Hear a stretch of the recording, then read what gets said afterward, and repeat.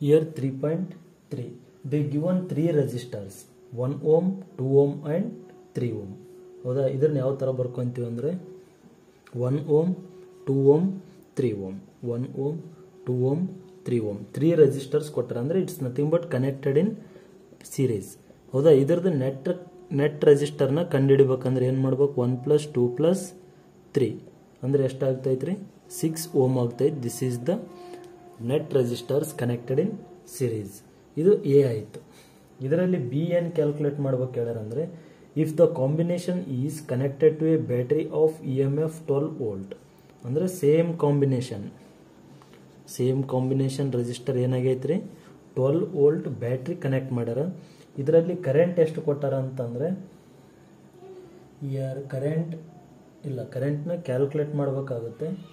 Next ಏನು ಕೊಟ್ಟಾರಂದರೆ ಇದನ್ನು V1, V2, V3 ಅಂತೇಳಿ ಬರ್ತೀವಿ ನಾವು. Potential 1 ohm, 2 ohm, 3 ohm.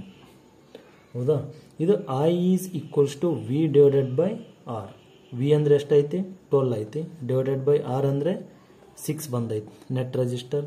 ಹೌದಾ, ಎಷ್ಟು ಬರ್ತೈತಿ? ಇದು 2 ಆಂಪಿಯರ್ ಬರ್ತೈತಿ. ಅಂದರೆ ಇದು current. 2 ampere current is passing through A resistor ಅಥವಾ ಸರ್ಕ್ಯೂಟ್ ಅಂತೇಳಿ ಹೇಳ್ತೀವಿ ನಾವು. ಹೌದಾ, ನೆಕ್ಸ್ಟ್ ಈಗ ಏನು ಮಾಡ್ಬೇಕು ನಾವು ಅಂತಂದರೆ V1 ಸಪ್ರೇಟಾಗಿ ಏನು ಮಾಡ್ಬೇಕ್ರಿ ನಾವು ಇಲ್ಲಿ ಅಂತಂದರೆ ಪೊಟೆನ್ಷಿಯಲ್ ಡ್ರಾಪ್ನ ಕನ್ಸಿಡರ್ ಮಾಡ್ಬೇಕು, ಅಂದರೆ ಕಂಡುಹಿಡಿಬೇಕು. I × 1. ಹೌದಾ, ಕರೆಂಟ್ ಇಂಟು 1 ohm ಐತಲ್ರಿ ಫಸ್ಟ್ ರೆಸಿಸ್ಟರ್ನಲ್ಲಿ. ಹೌದಾ, I ಅಂದರೆ ಎಷ್ಟು ಬಂದೈತಿ? 2 ಬಂದದ. 2 × 1 ಅಂದರೆ ಎಷ್ಟು ಆಗ್ತೈತಿ ರೀ? ಇದು 2 ವೋಲ್ಟ್ ಆಗ್ತೈತಿ. ನೆಕ್ಸ್ಟ್ ಡ್ರಾಪ್ ಪೊಟೆನ್ಷಿಯಲ್ ರೆಸಿಸ್ಟರ್ 2ದು ಕಂಡುಹಿಡಿಬೇಕು. ಸೆಕೆಂಡ್ ಒನ್ I ಅಂದರೆ 2 × 2 ಅಂದರೆ ಎಷ್ಟು ಆಗ್ತೈತಿ? ಇದು 4 ohm ಆಗ್ತೈತಿ, ಅಥವಾ 4 ವೋಲ್ಟ್ ಆಗ್ತೈತಿ.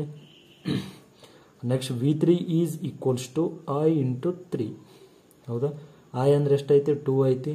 2 × 3 ಅಂದರೆ 6 ವೋಲ್ಟ್. ಹೌದಾ, this is the answer for this numerical.